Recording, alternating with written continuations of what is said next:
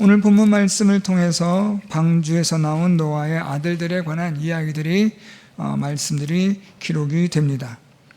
오늘 이 노아의 아들들이 이제 방주에서 나와서 오늘 말씀처럼 하나님께서는 큰 민족을 이루고 온 땅에 퍼지게 하시는 일들을 하나님께서 이루어 가시는데요. 그러면서 오늘 본문에서 노아가 농사를 시작하여 포도나무를 심고 그 후에 그가 포도주에 취한 일에 대한 사건이 기록이 되고 있습니다. 오늘 우리는 본문 말씀을 통해서 노아가 포도주에 취한 사건과 함께 그의 아들들은 노아의 그 포도주의 취함에 대하여 어떻게 행동하였는가에 따른 것을 살펴보려고 하는데요. 오늘 우리는 본문을 통해서 노아가 포도주에 취한 일과 그리고 아들들이 그 노아에게 행한 일에 대한 결과가 어떻게 보면 좀 크다, 심각한 정도가 되었다라고까지 느껴질 정도로 오늘 본문은 우리에게 그런 것을 설명해 주고 있습니다. 오늘 먼저 본문을 통해서 보면 노아의 아들들이 셈과 함과 야벳이 이제는 온 땅에 그들로 인하여 퍼지니라. 하나님의 약속의 말씀처럼 생육하고 번성하고 땅에 충만하라 라는 이 하나님의 말씀이 오늘 이 노아의 아들들을 통해서 하나님이 이루어 가심을 볼 수 있습니다. 그러면서도 의미 있게 특별히 함에 대해서 말하면서 함은 가나안의 아버지라 이렇게 창세기 저자인 모세는 기록하고 있습니다. 그냥 함이라 하지 않고 가나안의 아버지인 함이라고 그렇게 설명합니다. 이 모세가 기록한 모세 오경을 읽는 이스라엘 백성들은 모세가 의도한 바를 정확하게 이해하고 있습니다. 이스라엘 백성들에게 있어서 가나안 족속은 어떻게 보면 아주 이가 갈릴 정도의 족속이고요. 이 가나안 족속들은 하나님을 떠난 우상을 섬기는 일에 있어서 아주 탁월한 하나님의 은혜와 사랑을 배반함에 있어서 아주 기가 막힐 정도의 하나님의 은혜와 사랑을 배반하는 우상을 섬기는 대표적인 민족이라는 사실입니다. 그래서 오늘 모세는 이 함을 설명하면서 그냥 함이라 하지 않고 가나안의 아버지 함이라, 함의 후손들이 가나안 족속이 있는데 그 가나안 족속을 유독히 모세는 강조하여 설명하고 있습니다. 이것은 우리가 곧 살펴보겠지만 하나님의 은혜와 사랑을 배반한 민족에 대한 노아의 경고성의 말씀을 우리가 이해할 수 있는 대목입니다. 오늘 본문은 이렇게 노아의 술 취함의 사건을 가지고 그의 자녀들이 어떻게 이 일들을 대하는가를 보고 하나님의 은혜와 사랑을 입은 자들은 어떻게 죄에 대하여 어떤 생각을 가져야 하고 어떻게 조심해야 되는지, 또 죄를 범한 일에 있어서는 어떻게 반응해야 되는지 다양한 것들을 오늘 성경은 말씀해 주고 있습니다. 무엇보다도 노아의 가정이라고 하면 그래도 노아는 당대의 의인이었고 완전한 자라고 하나님 앞에 인정받는 사람이었다라는 거죠. 그리고 노아의 가정은 하나님의 홍수의 심판에서 구원을 받은 가족이었고 가정이었다라는 사실입니다. 그러니까 이 노아의 가족은 어떻게 보면 하나님 앞에서 믿음으로 살아가는 그런 참 아름다운 복된 가정이었지만 오늘 노아의 포도주에 취하는 사건을 통해서 이 가정이 하나님의 복과 저주를 받는 갈림길에 서게 된 것을 보게 됩니다. 그 시작은, 그 출발점은 노아의 술 취함에 있습니다.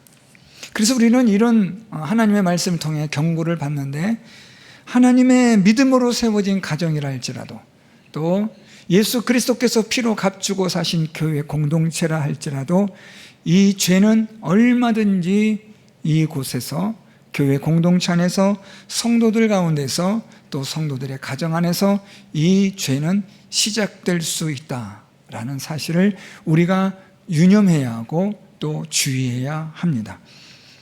오늘 노아의 실수와 수치를 좀 우리가 살펴보려고 하는데요. 오늘 말씀에서 20절에 노아가 농사를 시작하여 포도나무를 심었더니 라고 말씀합니다. 우리가 이 말씀을 보고 오해하지 말 것은 노아가 의도적으로 포도나무를 심었고 그리고 그 포도나무에서 포도를 취하여 그가 술 취하려고 포도주를 담갔다, 이러는 기계론적으로 이 본문을 보시면 안 되고, 오늘 노아가 농사를 시작했다라는 이 말씀에는 포도나무뿐 아니라 많은 나무들을 노아가 경작하고 심었다는 것을 말씀해 주고 있습니다. 노아는 하나님의 명령에 따라서 홍수로 황폐해진 세상을 그에게 주어진 하나님 주신 사명에 따라 생육하고 번성하고 충만하라는 하나님의 말씀에 따라서 노아는 정말 열심으로 최선을 다하여 그의 사명을 감당한 사람이었습니다. 그렇게 농사를 많이 시작한 노아가 그 중에서 포도나무도 심었던 것이요.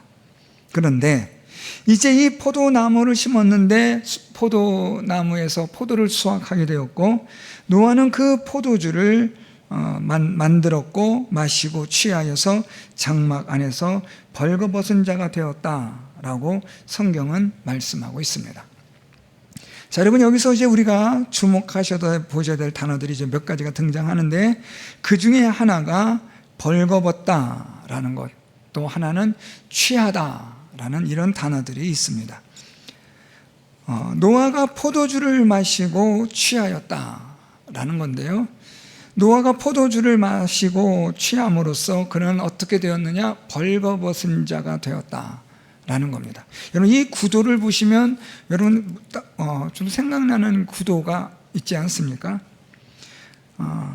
하나님께서 창세기 3장에서 하와가 어떻게 타락하고 범죄하는가를 성경은 말씀해 주고 있는데, 뱀의 유혹과 함께 여자가 그 나무를 보게 됩니다. 3장 6절, 여자가 그 나무를 본즉 먹은직도 하고 보암직도 하고 지혜롭게 할 만큼 탐스럽기도 한 나무인지라 여자가 그 열매를 따먹고 라는 겁니다. 자, 그리고 나서 그 다음 말씀이 나타나는데요, 7절에 이에 그들의 눈이 밝아져 자기들이 벗은 줄을 알고. 자, 그러니까 여러분, 이 하와와 아담이 벌거벗게 되어진 것, 자신들이 벌거벗었다라는 것을 알게 된 것은 죄를 알게 되므로 벌거벗게 된 겁니다. 아담과 하와는 하나님의 말씀에 순종하며 살아가는 동안 죄를 범하기 전에 아담과 하와는 죄에 대해서는 그들은 알지 못합니다. 그런데 그들이 하나님의 말씀에 불순종한 순간 7절에 그들의 눈이 밝아졌다, 이 표현은 죄를 알았다라는 겁니다. 죄를 알게 된 순간 그들은 무엇을 보았는가? 자기들이 벌거벗음을 보았다라는 겁니다. 자, 이 구도가 오늘 본문으로 다시 돌아옵니다. 노아가 농사를 시작하여 포도나무를 심었고 포도주를 마시고 취하였더니 그가 장막 안에서 벌거벗게 되었다라는 겁니다. 그래서 여러분, 이 벌거벗다라는 이 히브리어는 아주 중요한 상징적 의미를 가지고 있는데, 이 벌거벗다라는 이 의미가 우리에게 구체적으로 말해주는 것은 죄를 범한 그런 결과들을 보여주는 겁니다. 노아가 벌거벗었다라는 것은 곧 수치와 부끄러움을 의미하고 있고, 아담과 하와가 벌거벗음을 알고 그들이 옷으로 가렸다라는 것은 수치와 부끄러움을 알았기 때문이라는 거죠. 결국 죄는 우리에게 무엇을 가져다 주고 알게 해주느냐? 수치와 부끄러움을 가져다 주는 것이다 라는 겁니다. 결국 죄는 수치와 부끄러움을 갖게 되는데, 누구로부터 수치와 부끄러움이냐? 이게 중요합니다. 하나님으로부터 수치와 부끄러움을 알게 되고 갖는 자가 되었다. 그래서 하나님의 에덴 동산에 거니실 때 아담과 하와는 하나님을 피하여 숨습니다. 숨는 이유는 부끄러웠고 수치스러웠기 때문이죠. 오늘 노아가 벌거벗습니다. 이 노아의 벌거벗음은 단순히 술에 취하여서 그가 그냥 술 취한 주정하는 것처럼 보여지는 그런 의미가 아니라, 그가 술에 취함으로 하나님 앞에 그의 죄가 드러났다라는 표현입니다. 그래서 노아는 하나님 앞에서 취함으로 그의 죄가 드러나게 되었고, 그는 부끄러움과 수치의 존재가 되었음을 오늘 성경은 우리에게 말씀해 주고 있습니다. 결국 여러분, 노아나 아담과 하와 이후로 타락한 모든 사람들에게는 무엇이 있느냐? 죄에 대한 수치와 부끄러움이 있다는 것을 우리에게 말씀해 주고 있습니다. 저와 여러분, 우리도 마찬가지로 죄와 그것에 따르는 수치와 부끄러움이 우리에게 있습니다.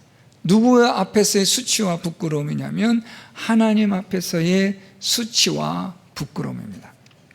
오늘 본문은 제가 의도한 바는 이건 아니지만 이런 것을 여러분 생각해 보셔야 되는데, 나는 하나님 앞에서 죄로 인한 수치와 부끄러움을 갖는가?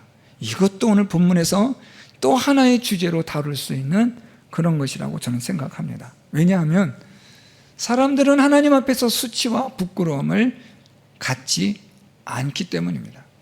원래는 갖는 것이 정상인데, 원래는 죄로 인하여 수치와 부끄러움을 갖는 것이 정상적인 것인데 그 정상적인 반응이 나타나질 않는다는 거예요.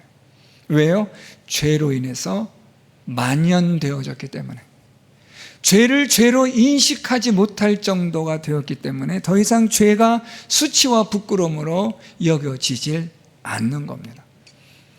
그러니까 죄를 포도주를 마시듯이 마시고 죄악을 잉태하는 삶이 아주 익숙해지고 길들여지다 보니까 여기에 대해서 어떤 회개의 필요성도 느끼질 못하는 거죠.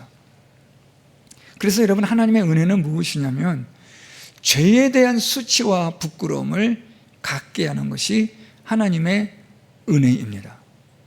이 하나님의 은혜가 임하면 죄에 대한 수치와 부끄러움을 가지게 되어서 우리가 무엇을 하게 되느냐?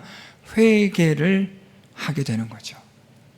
그러니까 여러분, 하나님이 우리에게 은혜를 주시는 것은 죄에 대한 수치와 부끄러움을 가지고 하나님 앞에 나아가 회개할 수 있게 하시는 것이 사실은 하나님의 은혜입니다. 거꾸로 말하면 하나님의 이 은혜가 아니면 우리는 어떤 가운데 있느냐? 죄에 대한 수치와 부끄러움을 모르고 살아가는 존재들이 된다는 거예요. 악을 행해도 악으로 여기지 않고 양심의 가책을 받지 않는 겁니다. 오늘 이 노아가 포도주를 마시고 취하였다, 그래서 벌거벗게 되었다라는 이 사건은 단순히 노아가 술에 취하여 옷을 벗고 잤다 이런 의미가 아니라 그의 죄가 드러났다. 사람은 항상 죄의 본성을 가지고 있는데 그 죄의 본성이 드러남으로 수치와 부끄러움의 존재가 되었다라는 것을 말해주고 있습니다. 그런데 이 노아가 그의 수치와 부끄러움을 드러내게 하는 결정적인 사건은 포도주에 취함으로 라는 겁니다. 이것도 여러분 중요합니다. 오늘날의 많은 사람들은 여러분 이 술에 대해서 관용합니다.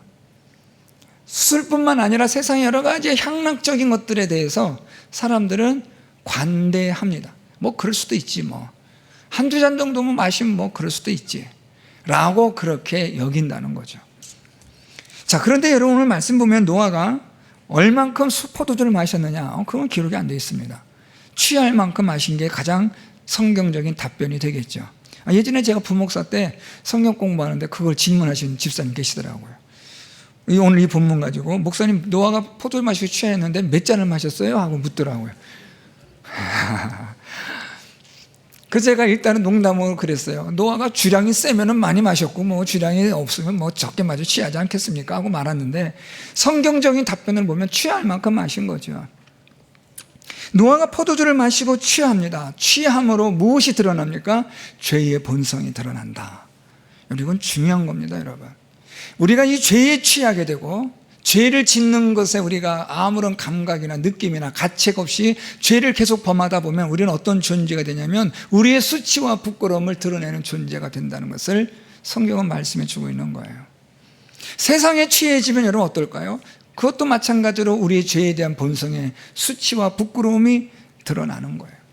결국 여러분 우리가 무엇에 취하느냐가 중요한데, 바울은 말하기를 그래서 우리로 하여금 성령으로 우리가 취해야지, 세상에 취한 자가 되어지면 우리는 죄로 인하여 수치와 부끄러움의 존재가 될 수밖에 없다는 사실을 오늘 본문을 통해서 우리가 유념하셔야 합니다.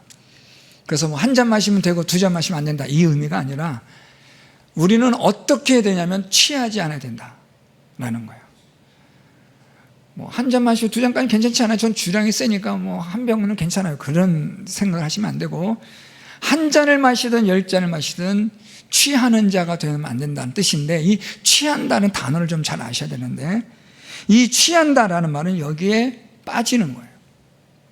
이 취한다라는 의미를 여러분 조금 더 우리가 좀 보면 이게 여기에 중독이 되는 거죠.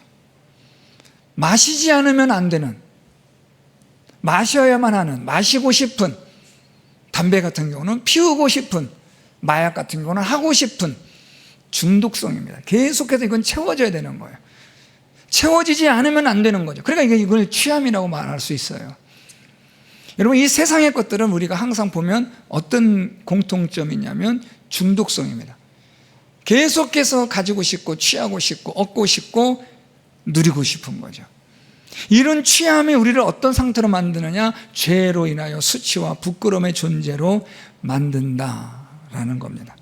그래서 여러분, 우리는 세상에 그 무엇이든지, 죄가 어떤 형태든지 우리는 취하지 않도록, 물들여지지 않도록 조심하고 또 조심해야 합니다. 자, 그런데 오늘 노아는 이렇게 취함으로써 그는 분별력을 상실해 버립니다. 이 취함에 있어서의 특징 중에 또 하나가 이 중독성과 함께 상실하는 거예요. 무엇을 상실하냐면 분별력을 상실해요. 앞에서 제가 잠깐 말씀드렸지만, 죄에 대하여 취하여지게 되면 죄에 대한 수치와 부끄러움을 모른다고 말씀드렸는데, 이 죄를 범하게 되면 죄에 대한 분별력이 사라지는 거예요. 그러면 이게 옳고 그러면 이것이 구분이 안 보이는 거예요. 다 같아 보이는 거예요. 다 흰색으로 보이고 다 검은색으로 보이고 그런 거예요. 분별력이 생기지 않으니까 아무 데서나 들어놓고 아무 데서나 자고 아무렇게나 살아가는 거죠. 분별력 있으면 그렇지 않은데요. 분별력 있으면 잠은 어디서 잡니까? 집에 가서 자야죠. 그런데 분별력이 없어지니까 우리의 자는 장소가 아무 데나가 되는 거예요. 엊그제 금요기도의 시간인데요. 거의 이제 우리 앞에 엄 목사님 말씀 전하고 통성으로 막 기도 인도하시는데, 로비에서 1층 로비에서 좀 소리가 들리는 거예요. 그래서 제가 느낌이 별로 안 좋아서 이렇게 내려가 봤더니 한 80대, 70대 후반, 80대 중반 정도 돼 보이는 할아버지인데 머리가 허이시더라고요. 그 할아버지가 우리 1층 로비에 신발 가지런히 벗고 모자 옆에다 벗어놓고 주무시더라고요. 그래서 제가 내려가서 아유 할아버지 여기서 이러시면 안 되냐고 제가 막 이렇게 깨웠어요. 뭐 하시는 거냐고. 그랬더니 그나마 감사한 건, 다행인 건 잠든 지 얼마 안 됐어요. 그래서 일어나시더라고요. 그랬더니 저를 이렇게 보더니 왜 잠을 자는데 방해하냐고 막 저한테 야단을 치시는 거예요. 그래서 제가 그랬어요. 집에 가서 주무세요. 왜요? 주무세요? 여기 교회입니다. 할아버지 나가세요. 여기 계시면 안 돼요. 사람들이 막 내려오다 보면 할아버지 걸려 넘어지고 또 할아버지 다치고 하니까 여기 계시면 안 돼요. 집에 가서 주무세요. 여기서 주무시면 큰일 나요. 밤에 추우면 얼어 죽어요. 막 제가 그랬거든요. 그랬더니 저를 보고 막 쳐다보는데 찢어져라, 눈 찢어져라 저를 쳐다보는 거예요. 그러면서 뭐 온갖 이야기하면서 신을 다 씻는 거예요. 신을 씻는데 술 취한 분들이 보니까요 신을 못 씻던데요. 제가 보면 그냥 슬리퍼인데도 한참을 신는, 그래서 제가 맞춰서 잡아서 신는 게 했더니 제 손을 탁 풀이지만 놓으라는 거예요. 그래서 신을 두고 신는데 제보기 한 4, 5분 걸린 것 같아요. 신 신고 다시 이제 모자 쓰고 참. 그래가지고 이분이 일어나면 나가면서 자기 잠도 못 자게 한다고. 집에 가서 주무시면 되냐. 그럼 이분이 이렇게 비틀비틀 나가시더라고요. 교회 마당에 나가서 이렇게 둘러보는 거예요. 여기가 어디냐라고 그렇게 둘러보는 것 같아요. 그러더니 이렇게 보니 저랑 눈이 마주치니까 다시 한번 저를 째려보고 가시더라고요. 취하면 분별력이 없어져요. 여기가 집인지 교회인지, 여기가 절인지, 여기가 뭐 점집인지 무당집인지, 내가 만나는 사람이 무당인지 중인지 뭐 목사님인지 모르는 거예요, 여러분. 세상에 취하면 분별이 안 되는 거예요. 옳고 그름이 분별이 안 되는 거죠. 엉뚱한 일에 그냥 막 매달리는 거예요. 죽자사자 하는 거예요. 왜냐하면 분별력이 없어지니까요. 옳고 그름에 대한 기준이 모호해지니까 다 옳은 것 같고 다 그른 것 같고, 그러다 보니까는 독불장군식으로 고집이 나오고 큰 소리가 나오고 싸움이 일어나고 언성이 높아지고 감정이 상한 일이 막 생겨나는 거죠. 오늘 이 노아가 취하였다라는 의미는 그래서 여러분 아주 중요합니다. 우리가 취하여지면, 세상에 취하고 죄에 취해지면 분별력을 잃어버린다. 여러분, 그래서 우리가 분별력을 잃어버리지 않으려면 하나님의 말씀으로만 우리가 취해야 하는 줄 믿습니다. 제가 우리 청년들하고 주일마다 이렇게 큐티 나눔을 하는데 오늘도 그 얘기했어요. 우리 청년들이 이 세상 살아가는 동안 분별력 없이 나침반 없이 살아가는 게 얼마나 위험한 일인가를 이야기해 주면서, 그래서 성경을 읽어야 된다, 분별력을 가져야 된다, 판단력을 가져야 된다. 오늘 그런 이야기로 우리가 함께 생명의 삶을 나눴습니다. 오늘 여러분, 노아도 취하니까 분별력이 없어지는 거예요. 그의 모든 수치와 부끄러움이 드러나는 거예요. 그가 취하지 않았다면 그 안에는 죄의 본성을 얼마든지 조절할 수 있거든요. 여러분, 우리 안에 죄의 본성은 있지만 우리가 취하지 않으면, 분별력이 있게 되면 우리 안에는 죄의 본성을 얼마든지 우리는 조절할 수 있어요. 죄의 소원은 내게 있으나 내가 그것을 다스릴지니라. 하나님이 가인에게 말씀하셨잖아요. 동생을 죽이고 싶어하는 마음이 너에게 있지만 그러나 너는 그 죄의 소망을, 죄의 그 욕망을 너는 다스려라. 그러니까 여러분, 우리가 취하지 않으면, 분별력을 상실하지 않으면 얼마든지 이 죄의 욕망과 본성을 예수 그리스도께 주시는 성령의 능력으로 우리는 얼마든지 이겨나가게 되는 줄 믿습니다. 문제는 이게 세상에 취하고 죄에 취해지고 익숙함과 길들여짐에 대해서, 무관심에 대해서 우리가 적응되고 취해지다 보면 이게 분별력이 없어지는 거예요. 맛은 무슨 맛인지도 모르고 독인지도 모르고 그냥 마시는 거예요. 어떤 목사님은 그런 얘기한 거 읽었는데 참 가슴이 좀 아픈 이야기더라고요. 책 속에 이런 얘기를 하더라고요. 독인데 먹어도 죽지 않고 독이 아닌 것 같은데 먹으면 죽는 세상. 저는 여러분 그 표현이 참 멋있더라고요. 분명히 독이었기 때문에 먹으면 죽어야 되는데 독이 아닌 거예요. 독이라고는 하는데 그 안에 독의 성분이 다 없어져 버린 거예요. 이 목사님 지금 무엇을 빗대서 말한 거냐면 그리스도인들을 향해서 하는 말이에요. 그 안에 예수의 심장이 있고 예수에 대한 능력이 있으면 사람들로 하여금 그 예수의 능력이 나타나야 되는데 독의 성분을 잃어버린 것처럼 아무것도 없다는 거예요. 그 안에. 우리가 분별력과 판단력을 잃어버리고 세상에 취하고 죄에 취하게 되어지면 그런 존재가 된다. 오늘 성경은 노아의 이 사건을 통해서 우리에게 엄중하게 지금 경고를 하는 거예요. 자, 그런데 오늘 노아가 이렇게 포도주에 취하여서 부끄러움을 드러내는 곳이 어디냐라는 건데, 오늘 말씀 보세요, 여러분.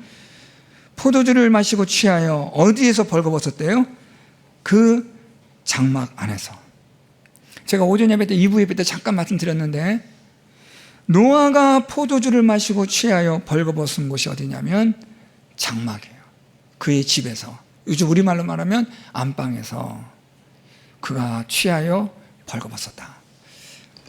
또 어떤 분들은 이 말씀 읽고 아이고 곱게 술 먹고 곱게 드신 건데 목사님 왜 저러시나는데 그런 뜻이 아니라 오늘 노아가 술을 마시고 취하여 벌거벗은 곳이 그의 집 안방이라는 거죠. 여러분, 그 집 안방은 누가 들어갈 수 있나요? 부부 외에는, 가족 외에는, 친한 저기 외에는 들어갈 수 없죠. 제가 우리 성도님 중 아무 집에 들어가서 안방 문 열고 들어가서 앉아있으면 안 되잖아요. 안방은 자기만의 공간이고 우리말로 말하면 아주 개인적인 사적인 그런 공간이잖아요. 누구도 여기 들어올 수 없고, 그렇기 때문에 이 공간은 어떤 공간이냐면 나만의 안전한, 편안하게 쉴 수 있는 공간이라는 거죠. 그러니까 여러분, 여기서 뭐가 있어요? 이 장막 안에서 노아는 두려움을 느끼나요? 생존의 위협감을 느끼나요? 아주 아슬아슬한 그런 위기감을 느끼나요? 아니요. 편안함을 느끼는 거죠. 안전함을 느끼고 있는 거죠. 옷도 벗고 다 벗을 수 있는 그런 편안한 곳이잖아요. 가장 안전한 곳이라고 여겨지는 이곳인데, 자 보세요 여러분. 가장 안전한 곳이라고 여겨지는 이곳에서 노아는 무슨 일을 해요? 죄의 수치와 부끄러움을 드러내는 아주 위험한 일을 하고 있는 거죠. 이게 역설입니다. 그렇죠? 가장 안전한 곳이라고 할 수 있는 그곳에서 노아는 가장 위험한 일을 하고 있는 거예요. 죄는 수치와 부끄러움을 드러내는 것은 우리가 안전감을 가지고 편안하다고 느껴지는 아무도 보는이 없는 그런 곳에서 무엇이 일어나요? 가장 위험한 일이 일어나는 거죠. 그래서 여러분, 오늘 우리는 이 노아의 이 포도주에 취한 이 사건을 우리가 그냥 건성으로 넘어가고 그럴 수도 있지가 아니라 오늘 이 말씀 속에서 하나님 우리에게 주시는 경고의 말씀들을 주목하셔야 돼요. 아무도 보는 이 없을 때, 제가 예전에 한 오래전인데 한 20년 전인 것 같은데 B.R. 빌스 목사님이 썼던 책 중에 아무도 보는 이 없을 때, 그런 제목이 하나 있었어요. 책 제목이 아주 오래된 책인데 아무도 보는 이 없을 때, 그 책 내용이 이거예요. 아무도 보는 이 없을 때 당신이 바로 당신이다. 그런 내용이에요. 아무도 보는 이가 없다고 여겨지는 그곳에서 살아가는 내가 진짜라는 거죠. 오늘 이 아무도 없는 이 안전한 곳, 편안한 곳에서 노아는 무슨 일을 했느냐? 포도주에 취하여 죄의 수치와 부끄러움을 드러냈다.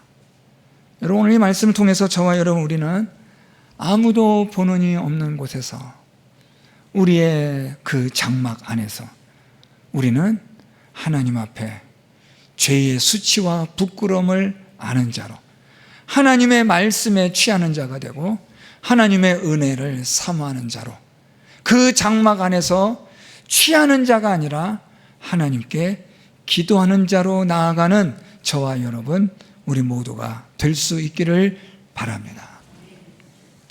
이런 가운데서 오늘 이제 또 하나 등장하는 사건이 있는데요, 가나안의 아버지 함이라고 또 시작해요. 마찬가지로 이 모세는 의도적으로 지금 함을 가나안의 아비라고 표현하고 있어요. 왜냐하면 이 가나안 족속들이 지금 모세 오경을 기록하고 있는 이 당시에 이 가나안 족속들은 이 이스라엘 백성들의 골칫거리였거든요. 우상 숭배에 있어서는 아주 골치 아픈 민족이에요. 지금 모세는 말하기를 가나안의 아버지 함이라고 말해요. 그의 아버지의 하체를 보고 밖으로 나가서 그의 두 형제에게 알렸다. 자, 그리고 나서 셈과 야벳은 옷을 가져다가 자기들의 어깨에 메고 뒷걸음질해서 들어가서 아버지의 하체를 덮어주고 아버지의 하체를 부끄러움과 수치를 보지 않았다. 이런 내용으로 기록이 되고 있습니다. 그리고 나서 2일 후에 노아가 깨어 일어나서 함이 한 일에 대해서 함을 저주하고 셈과 야벳이 한 일에 대해서 그들을 축복하는 본문이 기록이 되죠. 자, 여기서 이제 우리가 또 하나 살펴볼 것은 이 노아가 벌거벗고 술 취하여 벌거벗고 있을 때 함이 들어가서 아버지의 하체를 보았다라는 겁니다. 자, 여러분, 여기서 이 함이 아버지의 하체를 보았다는 것은 의도적이고 무언가를 지켜 숨어 보다가 요즘 말로 말하면 무슨 뭐 스토커처럼 보고 있다가 했다, 그런 의미는 아닙니다. 우연히 보게 된 거죠. 우연히 아버지가 장막 안에서 술 취하여 벌거벗은 것을 보게 된 겁니다. 자, 그런데 이제부터가 중요한 거예요. 함이 어떻게 했고 셈과 야벳은 어떻게 했느냐가 이제 중요합니다. 왜냐하면 이게 중요한 이유가 복과 저주를 결정짓게 하는 갈림길이 되기 때문에 그래요. 자, 함은 어떻게 했느냐? 이걸 보고 밖으로 나가서 그의 두 형제에게 알렸다라고 그렇게 말하고 있습니다. 여기서 이 알리다라는 이 표현은 여러분, 야야 아버지가 술 취했는데 벗고 계셔 라고 하는 단순한 어떤 정보 사실을 알려주는 그런 정보의 전달로서의 의미를 말하는 게 아니에요. 여기서 이 알리다라는 것은 상당히 의도적이고 고의성이 있는 표현이에요. 그러니까 여러분, 여기서 이 함이 알렸다라는 이 말 속에는 아버지에 대한 무엇이 담겼냐면 비방, 조롱, 판단, 이런 것들이 내포되어져 있는 그런 의도적인 알림이에요. 그러니까 이렇게 여러분 번역하면 어떨까요? 함이 나가서 셈과 야벳에게 얘기하는 거예요. 야야, 아버지가 술에 취했는데 야, 어떻게 그럴 수도 있냐? 다 벗고 계셔? 야, 그게 아버지로서 말이 되냐? 이게 말이 되냐고. 야, 이게 세상에 이런 일이 있을 수 있냐? 뭐 이런 의도로 되는 거예요. 그러니까 함의 아버지 노아가 취하여 벌거벗은 것을 보고 밖으로 나가서 그의 형제들에게 아버지에 대한 조롱과 비방에 대한, 비판에 대한, 책망에 대한 것들을 의도적으로 이야기했다라는 거예요. 자, 그러면 여러분, 여기서 우리는 이런 의문을 갖죠. 왜 함이 그렇게까지 했을까? 그렇죠? 왜 그랬을까? 꼭 그렇게까지 할 필요는 없잖아요. 그런데 왜 함은 이렇게 과할 정도로 의도성을 가지고 고의성을 가지고 아버지를 폄훼하며 아버지로서의 그 권위를 이 함은 왜 그렇게까지 그 권위를 무시하면서까지 이야기를 하려고 했을까? 여긴 여러분 아주 중요한 하나가 숨겨져 있는데, 함은 자기 아버지를 존중하지 않았다는 거예요. 존중하지 않았을 뿐만 아니라 이 함은 아버지에 대한 사랑이 없는 거예요. 그렇지 않고서는 함은 아버지를 이렇게까지 폄훼할 수는 없는 거죠. 그러니까 이 함에게 있어서의 노아의 존재는 단순히 가부장적, 명령하고 지시하는 그런 아버지의 권위로밖에 보여지질 않는 거예요. 그런 아버지의 실수를 통해서 함은 속으로, 야, 이거 봐라, 아버지 그렇게 잘난 체하고 그렇게 의롭게 우리에게 말씀하시더니 아이고 아버지는 더 하시네 하는 이러한 마음 안에서의 그런 아버지에 대한 마음들이 드러나고 있다는 거예요. 그래서 함은 자기 아버지의 그 포도주에 취한 수치와 부끄러움에 관한 이 일을 그는 나가서 의도적으로 고의적으로 아버지의 그 권위에 대하여 폄훼하는 일들을 서슴지 않았다라는 겁니다. 그러니까 여러분 한마디로 말하면 이 함은 아버지를 존중하지 않은 거죠. 사랑하지도 않아요. 여러분 여기서 우리가 잠깐 좀 멀리 뛰는데, 누가복음 15장에서 탕자의 비유에서 탕자는 아버지를 떠나 허랑방탕한 세월을 보내다가 아버지께로 돌아올 때 탕자는 정말 아버지에 대한 사랑을 깨닫거든요. 그러면 탕자처럼 살지 않았던 이 탕자의 형은 아버지 옆에 있었던 사람이니까 아버지를 엄청나게 사랑했겠죠. 그런데 예수님의 비유를 보면 그렇지 않아요. 왜 나에게는 송아지 새끼 한 마리도 줘서 잔치 벌이지 않는데 아버지 재산을 다 방탕하고 돌아온 얘한테는 왜 그럽니까? 라는 아버지의 결정과 아버지의 사랑과 아버지의 그 아버지가 베푼 은혜에 대해서 도전하는 거예요. 그러니까 여러분 오늘 이 노아의 이 사건에서도 함은 지금 그런 마음을 가지고 있는 거죠. 아버지의 권위를 존중하지 않고 사랑하지 않아요.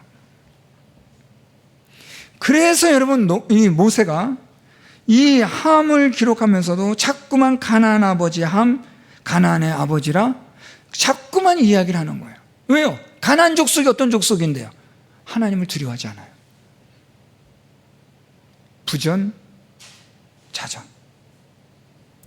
그의 아버지가 그랬듯이 가나안도 그의 족속들도 하나님을 두려워하지 않고 하나님을 존중하지 않고 하나님의 은혜와 사랑에 대해서 그들은 별 반응이 없어요.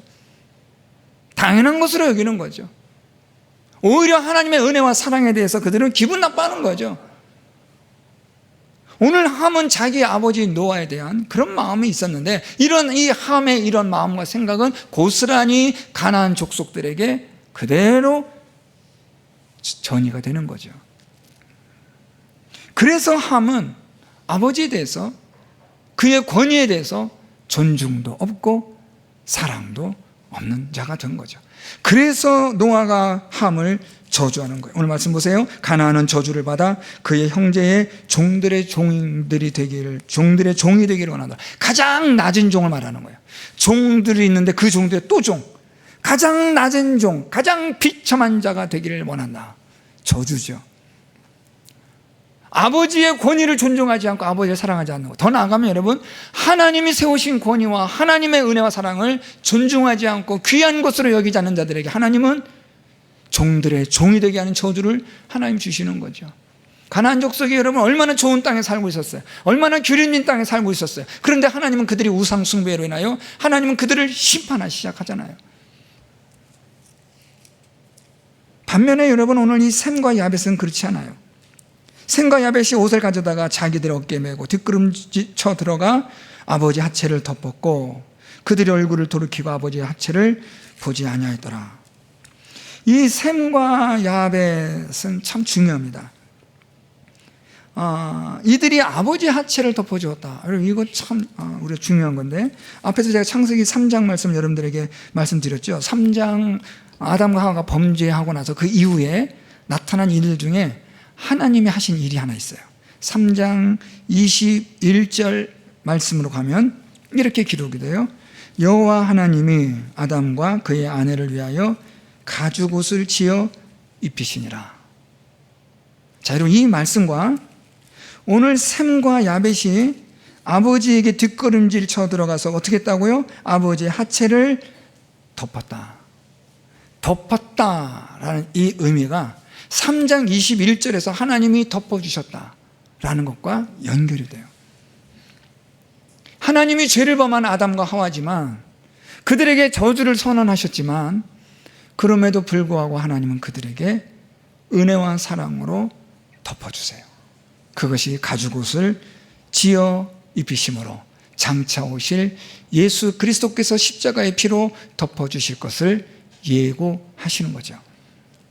하나님의 덮어주심, 이것이 오늘 셈과 야벳이 기가 막히게도 아버지의 수치와 부끄러움에 죄로 인하여 시작된 우리 죄의 본성인 수치와 부끄러움을 셈과 야벳이 덮어주는 거예요. 어떻게 셈과 야벳이 이런 일을 할 수 있었을까? 이 셈과 야벳은 바로 하나님의 은혜와 사랑을 경험했고 그것을 닮아가는 사람이었다는 거예요. 하나님의 은혜와 사랑을 깨닫고 경험한 사람은 하나님의 은혜와 사랑을 닮아가는 거예요. 베풀어 주는 거예요.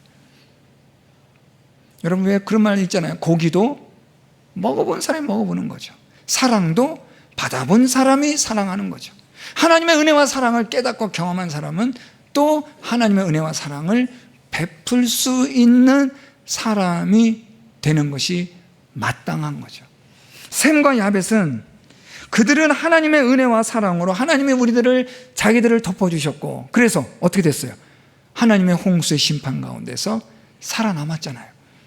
그러니까 이 셈과 야벳은 하나님의 은혜와 사랑에 대한 그 덮어주심의 은혜를 깨달은 사람이에요.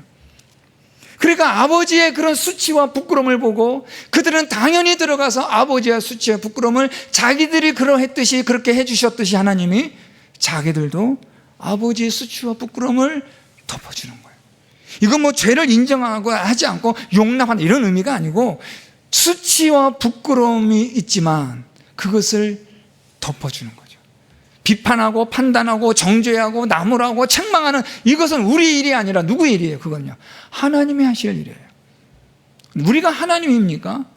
우리가 비판하고 판단하고 정죄할 수 있는 권한은 우리에게는 있지 않습니다. 우리는 오직 하나님의 말씀대로, 그리고 말씀대로 살아야 한다는 것을 전하고 가르칠 뿐이죠.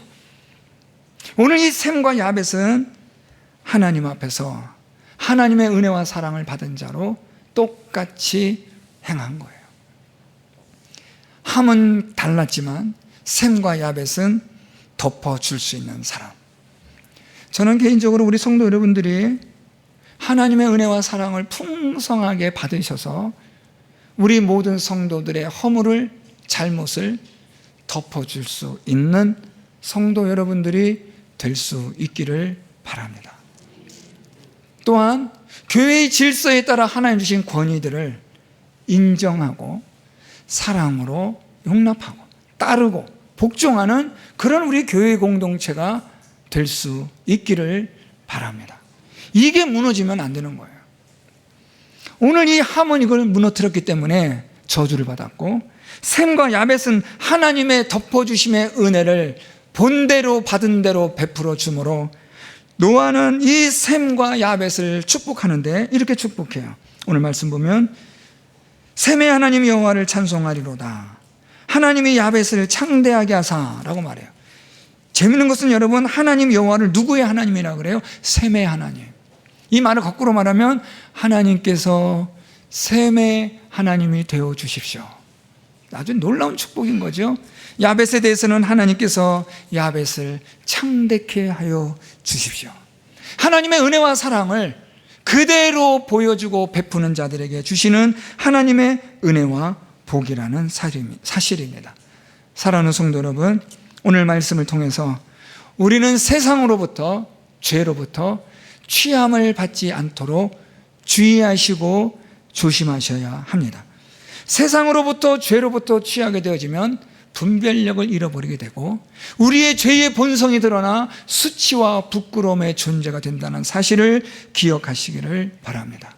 또한 우리가 하나님의 은혜와 사랑을 받은 대로 덮어줄 수 있고 사랑해 줄 수 있고 용서해 줄 수 있는 그런 교회 공동체가 되고 하나님 주신 권위와 질서에 순종하고 복종하여 사랑함으로 서로가 순종할 수 있는 아름다운 교회 공동체를 이루어서 주님 오시는 그날까지 하나님이 여러분의 하나님이 되시고 하나님이 여러분들을 창대케 하여 주시는 은혜와 복을 받는 저와 여러분 우리 모두가 될 수 있기를 예수 그리스도의 이름으로 축원드립니다.